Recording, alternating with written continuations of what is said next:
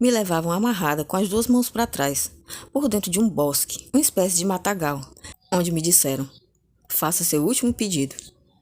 Feito isso, vários deles me cercaram e em volta de mim, todos com o rifle em punho e a ordem expressa de que me matassem. Repetiram a ordem: faz teu último pedido.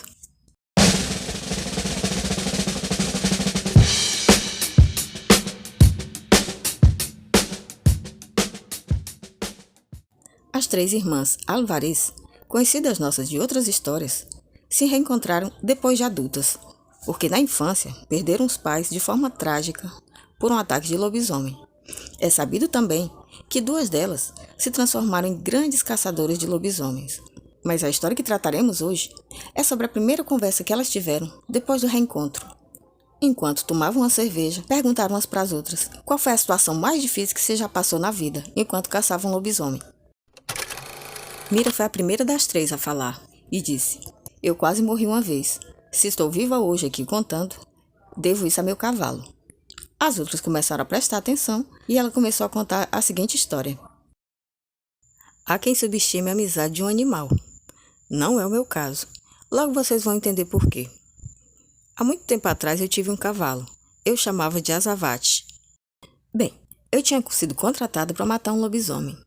Porém, não era como nesses casos comuns, que a gente espera que ele apareça e persegue. Não, era um rancho que ninguém se atrevia a entrar. Até aquele tempo, eu não sabia por quê. Ninguém aceitava a tarefa. Mas eu fui e matei o lobisomem.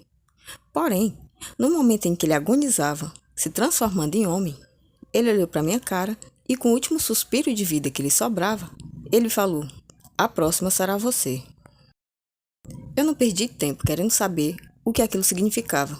Dei um segundo tiro de bala de prata que fez com que ele se calasse para sempre. Em seguida disso, montei meu cavalo e tratei de me afastar dali. Era um bosque interminável, que de todas as minhas andanças, eu nunca lembrava de ter passado por ali.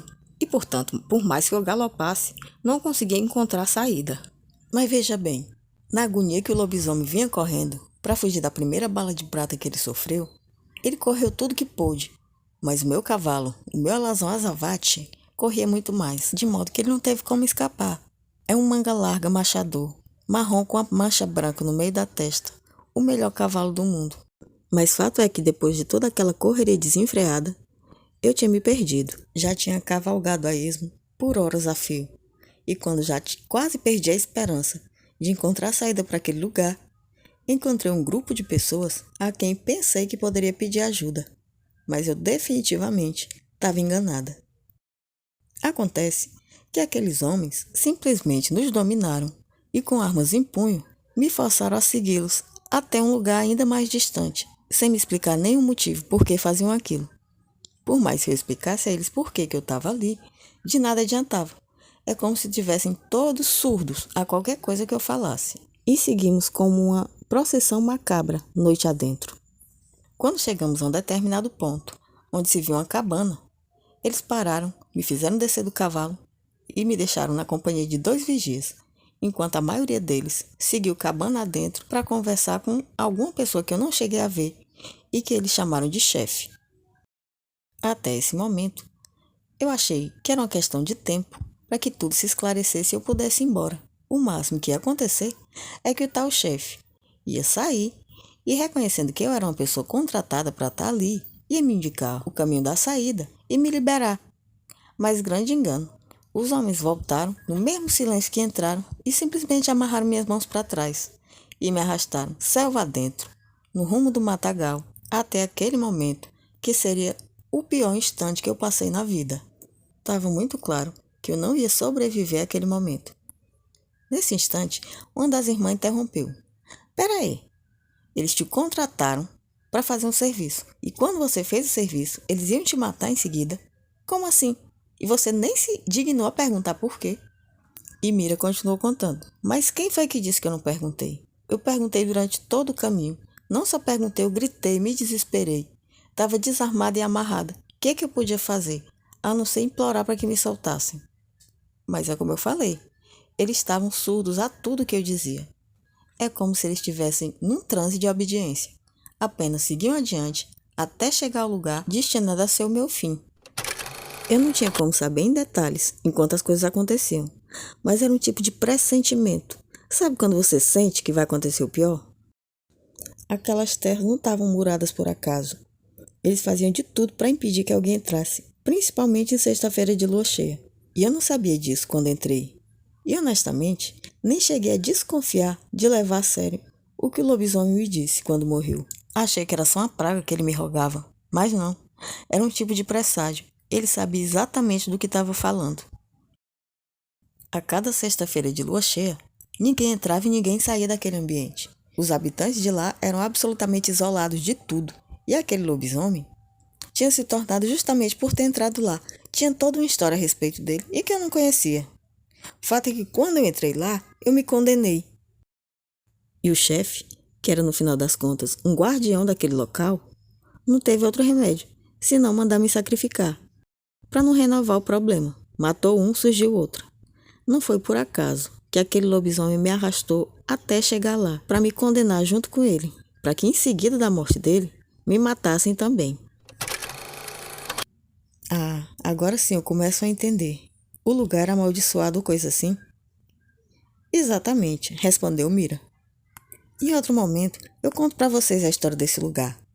Mas o que importa agora é que foi por conta do meu manga larga machador que eu tô aqui hoje. Aí as irmãs perguntaram. Quem tem um cavalo veloz como aquele, realmente não passa apuros. Mas eu só não entendo uma coisa. Se você estava com as mãos amarradas para trás e cercada de homens armados, como é que você conseguiu lutar com eles, se livrar de todo mundo e fugir com o cavalo? Aí a Mira pensou e respondeu. Mas aí é que tá. Eu não pude lutar com nenhum, muito menos fugir do lugar. E Deus é testemunha de que eu não podia fazer nada, além de me resignar ao meu triste destino. Depois de tantos lobisomens abatidos, por conta de um deles, eu também morreria. Isso no fundo me magoava, mais do que a própria morte. Me magoava saber que de alguma maneira eu ia morrer da mesma forma que os nossos pais, por conta de um lobisomem. E o meu cavalo, o tempo todo esteve ao meu lado, ali de pé, como se esperasse, com aquele nível de lealdade que só os cavalos são capazes de ter por um ser humano. Esperava que tudo se resolvesse e que a gente pudesse ir embora. A um certo momento, quando começaram a engatilhar as armas, o cavalo parecia sentir o que ia acontecer. E a essa altura, qualquer reação que ele tivesse, ele seria o primeiro a morrer. E eu pensei do fundo do meu coração que isso seria ainda mais triste para mim do que simplesmente morrer e deixar ele ir embora. Foi nesse momento que um deles disse: faz teu último pedido. Se isso fosse dito há um minuto atrás, o que eu ia pedir era que ele me explicasse por que iam me matar. Mas seria um pedido errado. Deus sabe de todas as coisas. Seria o pedido errado, porque em uma questão de poucos meses, eu acabaria entendendo de outras formas que erro eu haveria cometido para estar pagando com a minha própria vida. Pois bem, como eu acabei de dizer, Deus é que sabe de todas as coisas. Essa já não era a minha maior urgência. O principal agora era que o meu cavalo não me visse morrer. Ele não precisava passar por isso. Então eu pedi: só tirem o meu cavalo daqui. Por favor, não façam na frente dele. Os homens prontamente atenderam e passaram a espantar o cavalo, que, para surpresa de todo mundo, nem se moveu do lugar. Um deles, impaciente por voltar para casa e encerrar aquela tarefa, pegou o cavalo pelas rédeas e tentou arrastá-lo a toda força. Mas não teve jeito. O cavalo continuava plantado no mesmo lugar. Os homens se entreolharam, curiosos com a atitude do cavalo. Então um deles apontou com a pistola para cima e atirou. Supondo que isso assustaria o cavalo, ele sairia numa carreira desenfreada, completamente assustado com o barulho. Mas outra vez ele se enganou. O cavalo tremia, se abaixava, mas voltava à posição, digno, reto ao meu lado, sem arredar um passo. Isso impressionou os homens de tal maneira que eles não puderam se conter diante de tanta dignidade mostrada por aquele animal perante o seu dono. Cochicharam alguma coisa entre si e um deles correu até a cabana, onde estaria o chefe. Eu suponho que ele deve ter contado o que aconteceu por lá, porque logo em seguida, momentos depois, vinha ele e o próprio chefe montado num cavalo. O homem vinha curioso, provavelmente não acreditando na história que o jagunço tinha contado, e ordenou o homem: espante esse cavalo outra vez. dei de chicote nele. E por fim, ele mesmo atirou para cima, para ver se o cavalo respondia de tal maneira que o homem tinha contado para ele. E o cavalo apenas manteve aquela posição que misturava humildade e nobreza, sempre a meu lado. Eu segui amarrada, sinceramente desejando que o cavalo fosse embora.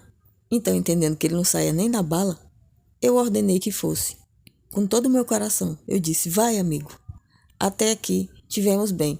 Segue teu caminho. O meu acaba aqui. Nesse instante, o cavalo se moveu, mas não para ir embora. Ele veio até o meu lado e deitou-se aos meus pés, como se estivesse disposto a morrer comigo. Nessa hora, o chefe mandou que todo mundo afastasse e guardasse as armas. E para minha imensa surpresa, ele disse: sobe no teu cavalo e vai antes que a lua suma, porque de outra maneira tu estarás condenada a uma coisa muito pior do que a própria morte. Bom, eu não esperei que ele me dissesse outra vez. Eu só precisava saber qual o caminho da saída, mas isso eles me indicaram. Enquanto montava o cavalo, eu pude perceber que alguns daqueles homens estavam realmente emocionados, mas não havia tempo a perder. Faltava pouco para amanhecer.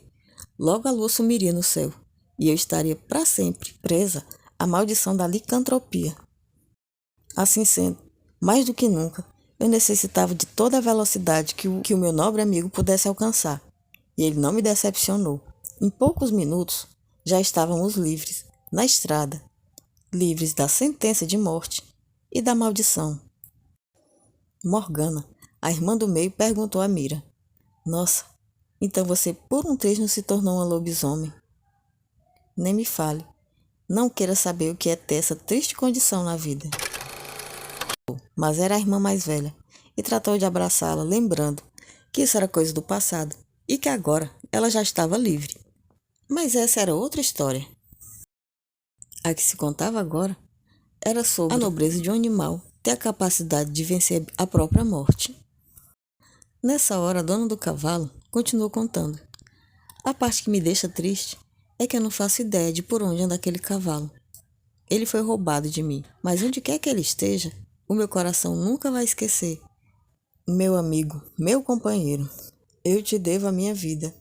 E algum dia eu hei de encontrá-lo outra vez, nem que eu tenha que palmear o mundo, de ponta a ponta. E essa é a história do lobisomem mais difícil que eu tive que caçar, ou pelo menos, da que teve o preço mais alto a se pagar. Mas de toda forma, eu entreguei o serviço. Isso é o que importa. Dito isso, a primeira das irmãs, que é a pistoleira, Mira, tinha contado a sua história. As irmãs ficaram pensativas por um instante, as duas outras. Uma que era freira e a outra que era dona de um cabaré. A que era freira disse: olha, comigo também já aconteceu uma terrível, que tem mais a ver com outro animal, assim, com atitude inacreditável, mas não tinha nada a ver com caçada de lobisomem, não. A outra disse o que era. Era de um gato preto e de uma situação tão sinistra que eu nunca consegui nem sequer entender. Imagine esquecer. E Mira perguntou: mas tem a ver com lobisomem? E a irmã que era freira respondeu: não, nesse caso não. Para mim, aqui tem a ver com lobisomem. Aconteceu no convento, acredite. O dia que um lobisomem invadiu o convento, certamente foi um dia que eu acredito que foi o dia que eu mais estive perto da morte. E começou a contar a história, que aliás eu já contei para vocês aqui nesse canal. Essa história aí que está aparecendo no card. A conversa foi esticando noite adentro e depois dessa história contada, as irmãs pensaram, com curiosidade: afinal, e a tal história do gato preto sinistro? O lobisomem que invadiu meu bar? Bem, vocês sabem, né? Ambas estavam lá comigo, naquele dia. A freira retomou a conversa. Olha, a do gato preto não tem nada a ver com lobisomem. É só a história de um gato que vivia em um cemitério sondando o túmulo da dona. Dizem que era uma tumba antiga e que a moça estava enterrada há mais de 50 anos. E que, portanto, esse gato não poderia ser o mesmo, mas dizem que era. Mas para não incompridar a história, vamos deixar isso para outro dia. Por hoje, ficamos com a nobreza e a dignidade do cavalo preto Azavate e do dia que ele salvou a vida da nossa irmã menor. Outro dia, quem sabe, a gente conta essa do gato. Vocês ficariam realmente surpresas. se soubessem de cada história que acontece em convento. Mas aqui entre nós, não precisa entrar para o convento para descobrir essas histórias. Basta você se inscrever nesse canal, ativar o sininho das notificações e ficar por dentro de tudo. No mais, muito obrigado se você está aqui com a gente até agora. Se inscreve, deixa like, deixa nos comentários também se você quer saber a história do gato. E um abraço, felicidades e até a próxima!